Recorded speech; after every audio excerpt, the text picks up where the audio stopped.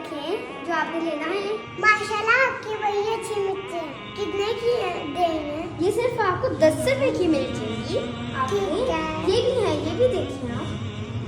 ये ओए शाहिदा, ओए शाहिदा, ओए शाहिदा, शाहिदा। आप तो शूटिंग करेंगे, मैंने नहीं आपसे लेना। अस्सलाम वालेकुम। माशाल्लाह आप मेरी दुकान पे आए हैं। आप देखिए आपने क्या लेना है। ये आपको सिर्फ 20 रुपए की मिल जाएगी। पकड़ नहीं है 20 रुपए।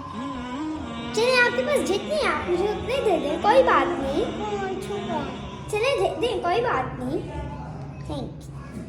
प्यारे बच्चों, आपने जैसे कि देखा है कि जो शहद वाला था उसके कुछ भी नहीं बिका क्योंकि वो शाउटिंग कर रहा था, और जो मिर्ची वाला था उसका सब कुछ आहिस्ता आहिस्ता करके बिक गया।